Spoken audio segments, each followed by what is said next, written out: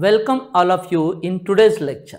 आज के लेक्चर में हम केमिस्ट्री के बहुत इंपॉर्टेंट ऐसे टर्म देखने वाले जो है तो सिंपल छोटी छोटी टर्म है लेकिन बहुत इंपॉर्टेंट है for understanding of mole concept. Mole concept समझने के लिए बहुत मायने रखता है। कौन कौन से टर्म है आज के लेक्चर में? तो आज के लेक्चर में हम देखने वाले what is mean by atomic number, what is mean by atomic mass, what is mean by molecular mass, what is mean by equivalent. Okay तो आप चैनल पे नए हैं तो चैनल को लाइक करिए और सब्सक्राइब करिए। चलो शुरू करते हैं with the first one term जो है एटॉमिक नंबर। किसको बोलते हैं एटॉमिक नंबर? देखो, atomic number is number of protons और number of electrons present in the atom.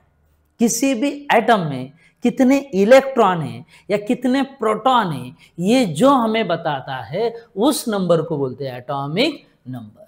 Simple language में कितने प्रोटॉन्स प्रेजेंट है या फिर कितने इलेक्ट्रॉन्स प्रेजेंट है किसी भी न्यूट्रल्स आइटम के अंदर, उसको बोलते हैं एटॉमिक नंबर। ओके, इसके लिए सिंबल दिया जाता है। It is indicated by, it is indicated bye क्या रे बेटे? जेड। इसके लिए सिंबल दिया जाता है कौन सा? जेड। ओके, तो एटॉमिक नंबर मतलब क्या बताया हमने? नंबर ऑफ प्रोटॉन्स और नंबर ऑफ इलेक्ट्रॉन्स। और दूसरा पॉइंट मैंने बताया in neutral atom, in neutral atom number of protons and number of electrons are always equal. Okay, तो नेक्स्ट पॉइंट क्या है? नेक्स्ट पॉइंट है अपने पास एटॉमिक मास, या इसको बोलते हैं एटॉमिक मास नंबर, या फिर सिंपली इसे मास नंबर भी कहा जाता है। क्या है एटॉमिक मास नंबर? तो देखो everybody, atomic mass number is a sum of number of protons, sum of number of protons and क्या रे बेटे? न्यूट्रॉन्स। सम है ओके, प्रोटॉन्स और न्यूट्रॉन्स का। फिर से एक बार, एटॉमिक नंबर क्या है? तो एटॉमिक नंबर आइदर प्रोटॉन और इलेक्ट्रॉन है। और एटॉमिक मास नंबर क्या है? तो ये सम है किसका? प्रोटॉन्स एंड न्यूट्रॉन्स का। ये हमें समझना है डिफरेंस दोनों का। यहां पर हम ऐड कर रहे हैं प्रोटॉन्स और न्यूट्रॉन्स को। एटॉमिक नंबर में हम प्रोटॉन और इलेक्ट्रॉन दोनों में से एक को काउंट कर रहे थे। Okay, clear. देखो, सब जानते हैं एटम के अंदर 3 सब एटॉमिक पार्टिकल होते हैं, इलेक्ट्रॉन, प्रोटॉन एंड न्यूट्रॉन। उसमें से इलेक्ट्रॉन जो है वो मासलेस है, मतलब मास बचा सिर्फ 2 सब एटॉमिक पार्टिकल में। किसमें? Protons and neutrons. तो उनका सम करना है। ओके, आराम से देखो, it is indicated by, it is indicated by A. क्या सिंबल इसके लिए? ए। ये से आप इसे इंडिकेट कर सकते हो, कैपिटल ए से एटॉमिक मास को, एटॉमिक नंबर को कैपिटल जेड से, और एटॉमिक मास को कैपिटल ए से। एटॉमिक मास का यूनिट होता है एएमयू, जिसे आप ऐसा भी बोल सकते हो, एएमयू मतलब atomic mass unit. Okay, nowadays यहां पर और एक यूनिट यूज होता है for atomic mass, that is U. U को पढ़ते हैं यूनिफाइड मास। कौन सा मास? Unified mass. That's only the concept. Okay, तो एटॉमिक मास क्या है? तो एटॉमिक मास सम है किसका? Number of protons and number of neutrons का। ओके, अभी देखो, 2 कंसेप्ट अपने दिमाग में क्लियर हो गए। एक है एटॉमिक नंबर और एक है atomic mass number. Atomic number जो है वो नंबर ऑफ प्रोटॉन्स देता है, और एटॉमिक मास नंबर जो है वो number of protons and neutrons देता है। इससे आप किसी भी एलिमेंट का सिंबल लिख सकते हो। कैसे? देखो एवरीबॉडी, जैसे कोई एलिमेंट है x, बात को समझिए, इसके बेस में आप लिखेंगे z मतलब एटॉमिक नंबर, और टॉप पर आप लिखेंगे a मतलब एटॉमिक मास नंबर। आराम से देखो, ये रिप्रेजेंटेशन है एलिमेंट का, okay, with the help of its atomic number and atomic mass number. अब कुछ एग्जांपल ट्राई करते हैं। जैसे मैंने लिथियम लिया, तो लिथियम का एटॉमिक नंबर होता है 3, but at the same time lithium का एटॉमिक मास नंबर है कितना 7। मतलब हम बेस पे जो हमें लिखा हुआ मिलेगा हमारे बुक में वो एटॉमिक नंबर है और टॉप पे जो मिलेगा वो एटॉमिक मास नंबर है। ये आपको दिमाग में फिट रखना है। मतलब जैसे लिथियम को अगर मैं सॉल्व करूं तो इसका एटॉमिक नंबर 3 है, मतलब Z की वैल्यू 3 है और A की वैल्यू मतलब एटॉमिक मास नंबर की वैल्यू कितनी है 7। ऐसे बहुत सारे एलिमेंट हम ट्राई कर सकते हैं। जैसे मैंने और एक एलिमेंट लिया मैग्नीशियम। मैग्नीशियम का एटॉमिक नंबर होता है 12 और एटॉमिक मास नंबर होता है 24 like that. Okay, hope so you understand this two concept, that is atomic number and atomic mass number. अब हम नेक्स्ट कंसेप्ट डिस्कस करते हैं, that is nothing but the molecular mass. क्या है molecular mass? देखो, तो मॉलिक्यूलर मास जो है ये सम होता है उस मॉलिक्यूल के अंदर के एटॉमिक मासेस का। मतलब क्या, सिंपली मैं यहां पर लिख रहा हूं sum of atomic masses, sum of atomic masses of all atoms. किसी भी मॉलिक्यूल में जितने एटम्स है उन सभी एटम के एटॉमिक मासेस का समेशन, मतलब क्या हो गया मॉलिक्यूलर मास। फॉर एग्जांपल, जैसे मैंने ऐसा कहा कि मुझे मॉलिक्यूलर मास निकालना है HCl का। अब इसके लिए आपको एटॉमिक मास याद होना चाहिए। जैसे हाइड्रोजन का एटॉमिक मास होता है 1, तो क्लोरीन का एटॉमिक मास होता है 35.5। कितना होता है 35.5। अगर ऐसा है तो इसका टोटल सम आ जाएगा 36.5। कितना आ जाएगा 36.5। That's one is the concept. Atomic mass का सम करिए, we get a molecular mass. जैसे और एक एग्जांपल देखिए, H2O वाटर कंसिडर किया। हाइड्रोजन का एटॉमिक मास कितना होता है 1। कितने हाइड्रोजन यहाँ पर 2, तो 1 into 2 दैट इज 2। वही ऑक्सीजन कंसिडर करेंगे तो ऑक्सीजन का कितना है 16, तो 2 into 16 मतलब कितना हो गया 18। तो 18 is the molecular mass of H2। ऐसा ही और एक देखिए, थोड़ा सा बड़ा एग्जांपल लेते H2SO4। आराम से देखिए, हाइड्रोजन कितने 2, हाइड्रोजन का atomic mass 1, 1 into 2 that is 2। एक कौन है सल्फर, सल्फर का atomic mass 32। At the same time oxygen देखेंगे तो ऑक्सीजन का एटॉमिक मास 16, 16 4 द 64। ओके, 2 + 32 34 हो गया, 34 + 64 किया तो आंसर आ जाएगा कितना 98। That's one is the concept. Okay, at the same time और थोड़ा सा बड़ा एग्जांपल समझो, मैंने कहा C6H12O6, C6H12O6। अब अगर यहां पर आप देखेंगे तो कार्बन का एटॉमिक मास 12, 12 into 6 किया तो ये हो जाएगा कितना 72। हाइड्रोजन का 1 into 12 मतलब ये हो जाएगा 12। ओके, ऑक्सीजन का 16 6 किया तो कितना हो जाएगा 96। सम करके देखिए ये आ जाएगा कितना बेटे 180। ऐसे कुछ एग्जाम्पल आप भी खुद सॉल्व कर सकते हो। जैसे मैं कुछ एग्जाम्पल यहाँ पर आपके लिए लिख के देता हूँ। NaOH ट्राई कर सकते हो आप, बेंजीन ट्राई कर सकते हो।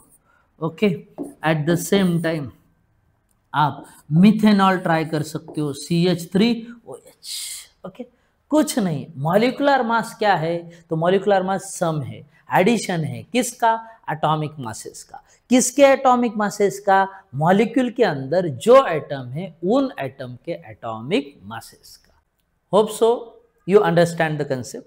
अब इससे रिलेटेड और एक छोटा सा पार्ट है, जहां पर आप मॉलिक्यूलर मास पढ़ते हो वहां पर और एक टर्म आप पढ़ते हो, that is nothing but the empirical mass. क्या इंपिरिकल मास, बात को समझिए। मॉलिक्यूलर फॉर्मूला जो होता है वो किसी भी मॉलिक्यूल के अंदर के एग्जैक्ट नंबर ऑफ एटम देता है। तो इंपिरिकल फॉर्मूला जो होता है उन एटम का स्मॉलेस्ट रेशो देता है। क्या देता है, स्मॉलेस्ट रेशो। आराम से, जैसे मैं ऐसा बोल रहा हूं, मैंने एग्जाम्पल के तौर पर बेंजीन ले लिया। सब जानते हैं कि बेंजीन का मॉलिक्यूलर फॉर्मूला है C6H6। आराम से सोचिए, ये इसका मॉलिक्यूलर फॉर्मूला है, 6 कार्बन और 6 हाइड्रोजन, लेकिन अगर इनका रेशियो निकालेंगे आप तो हो जाएगा 1:1, मतलब इसका इंपेरिकल फॉर्मूला है क्या, CH। ओके, तो मॉलिक्यूलर फॉर्मूले का मास मतलब मॉलिक्यूलर मास, और इंपेरिकल फॉर्मूले का मास मतलब इंपेरिकल मास। जैसे देखो, कार्बन का 12 होता है, 12 6 72 हो जाएगा, 72 + 6 किया तो ये आ जाएगा 78। तो 78 मॉलिक्यूलर मास है बेंजीन का, क्या है, मॉलिक्यूलर मास। अब CH का देखो, कार्बन का 12, हाइड्रोजन का 1, 12 + 1 किया तो ये कितना आया, 13। तो इसको हम बोलते हैं इंपेरिकल मास। आराम से, एटम का मास एटॉमिक मास, मॉलिक्यूल का mass molecular mass, okay, empirical फॉर्मूले का mass that is empirical mass. Okay, hope so you understand what I want to say. जैसे देखो, मैंने ये बताने की कोशिश की है कि एटम के अंदर 3 सब atomic particle, electron, proton, neutron. Electron massless है, तो प्रोटॉन न्यूट्रॉन का मास ऐड किया तो एटॉमिक मास। मॉलिक्यूल ऐसे एटम से बना है तो एटम के एटॉमिक मासेस का एडिशन मतलब मॉलिक्यूलर मास। इंपेरिकल फार्मूला जो है वो मॉलिक्यूलर फार्मूले का एक छोटा वर्जन है, छोटा पार्ट है, जहां पर हम स्मॉलेस्ट रेशियो लेते हैं, तो उसके अंदर जितने एटम है उसका एडिशन कर दीजिए। ये कंसेप्ट हमें काम आएगा जब हम इसी चैप्टर के अंदर परसेंटेज कंपोजिशन का यूज करके किसी भी कंपाउंड का empirical and molecular formula determine करेंगे, तब ये पार्ट काम आने वाला है। That is nothing but the empirical mass. Okay, अब और एक टर्म इसके अंदर है, और वो टर्म है इक्विवेलेंट मास। कौन सा, इक्विवेलेंट मास। इक्विवेलेंट मास जो है अगेन मॉलिक्यूलर मास से निकाला जाता है। कैसा निकाला जाता है, इसको इक्विवेलेंट वेट भी बोलते हैं। इसे निकालने के लिए फॉर्मूला होता है molecular weight divide by n factor. क्या फॉर्मूला यूज करते हैं, molecular weight divide by n factor. अभी n फैक्टर क्या है, n फैक्टर अलग अलग होता है। n फैक्टर मतलब अगर मैं एसिड की बात करता हूं तो एसिड के लिए n फैक्टर का मतलब होता है बेसिसिटी। बेस के लिए n फैक्टर का मतलब होता है एसिडिटी। किसी सॉल्ट के लिए n फैक्टर का मतलब होता है उसके अंदर का चार्ज, कोई भी चार्ज, इधर पॉजिटिव चार्ज और नेगेटिव चार्ज, दोनों में से एक चार्ज, दोनों नहीं, चार्ज। ओके, वही अगर हम एलिमेंट की बात करते हैं तो n फैक्टर का मतलब होता है उसकी वैलेंसी, या फिर आप बोल सकते हो उसका ऑक्सीडेशन नंबर। आराम से सुन, मैं ये बोल रहा हूं n फैक्टर जो है वो अलग अलग पार्ट है। बेसिसिटी टर्म जो है वो एसिड के लिए यूज होती है। अब हम एग्जांपल देखेंगे, जैसे कि H2SO4 है।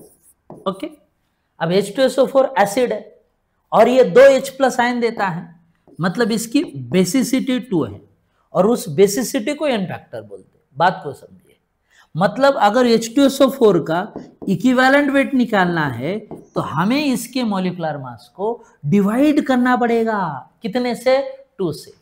सब खत्म। जैसे H2SO4 का मॉलिक्यूलर मास निकालिए, अभी निकाला था हमने। H2SO4 का मॉलिक्यूलर मास आता है 98। ओके, और 98 डिवाइड बाय 2 किया तो ये आ गया 49। तो 49 जो है ये हो गया इक्विवेलेंट वेट। ओके, आराम से मैं और एक कंसेप्ट आपको समझाता हूं। जैसे मैंने ऐसा कहा कि मेरे पास NaOH, अब देखो NaOH तो बेस है और ये एक ही OH माइनस दे रहा है, मतलब इसका n फैक्टर जो है वो 1 है। अगर NaOH का n फैक्टर 1 है तो इसका इक्विवेलेंट वेट जो होगा वो उसके मॉलिक्यूलर वेट को डिवाइड करेंगे हम 1 से, फिर हमें मिलेगा। मतलब हमें क्या करना पड़ेगा, मॉलिक्यूलर वेट डिवाइड बाय 1 ऐसा करना पड़ेगा। बात को समझिए, जैसे देखो NaOH का अगर आप मॉलिक्यूलर मास निकालेंगे, Na का 23 होता है, O का 16 और H का 1, टोटल अगर करेंगे तो ये आ जाएगा 40। तो 40 डिवाइड बाय 1 करेंगे तो अगेन आ जाएगा कितना, 40। बात को समझिए, मैं ऐसा बोल रहा हूं, ये अपना पहला एग्जाम्पल है, ये दूसरा है। और एक एग्जांपल लेते हैं। समझो ऑक्सीजन प्रेजेंट है in the form of oxide. किसके फॉर्म में प्रेजेंट है? ऑक्साइड के फॉर्म में। और अब इस ऑक्सीजन को मुझे इक्विवेलेंट वेट निकालना है। आराम से समझिए, ऑक्साइड के अंदर ऑक्सीजन का ऑक्सीडेशन नंबर -2 होता है। कितना होता है? -2 ऑक्सीडेशन नंबर। इसका मतलब इसका n फैक्टर कितना है? 2। अब यहां पर क्या करेंगे? डिवाइड बाय 2 करेंगे। ऑक्सीजन मतलब O का एटॉमिक मास है कितना? 16। और 16 डिवाइड बाय 2 किया मतलब कितना आया? 8। तो आ गया इसका इक्विवेलेंट वेट। ये हमें समझना। ओके, जैसे देखो और एक एग्जांपल मैं देता हूं। जैसे मैंने कहा मेरे पास एक सॉल्ट है MgSO4, सॉल्ट का एग्जांपल ले रहा हूं। अब अगर आप इसको डिसोसिएट करेंगे तो इधर बनेगा Mg2+ एंड SO4 2-। मतलब आप पॉजिटिव या निगेटिव कोई भी चार्ज काउंट किया तो n की वैल्यू हो जाएगी कितनी बेटे? 2। मतलब वापस n फैक्टर 2। मतलब इसका इक्विवेलेंट वेट निकालना है आपको तो डिवाइड करना पड़ेगा कितने से? 2 से। अब काउंट करते, Mg24 होता है, S जो है वो 32 होता है, 24 + 32 किया हो जाएगा 56। ऑक्सीजन 16 4 जा 64, 64 + 56 अगर आप करेंगे तो ये आ जाएगा कितना? 120। अब 120 को डिवाइड कर दो 2 से, मतलब इसका इक्विवेलेंट वेट आ जाएगा कितना? 60। Okay, hope so you understand. इस तरह से आज का एक छोटा सा लेक्चर खत्म होता है, जिसके अंदर हमने केमिस्ट्री के इम्पॉर्टेंट टर्म डिस्कस किए जो हमें बहुत काम आएंगे for understanding of mole concept. अगर आपको मेरा पढ़ाना अच्छा लगता है, समझ में आता है, ऐसे ही इम्पॉर्टेंट इंफॉर्मेशन केमिस्ट्री की चाहिए तो चैनल को लाइक करिए और सब्सक्राइब करिए। Thank you for watching the complete video.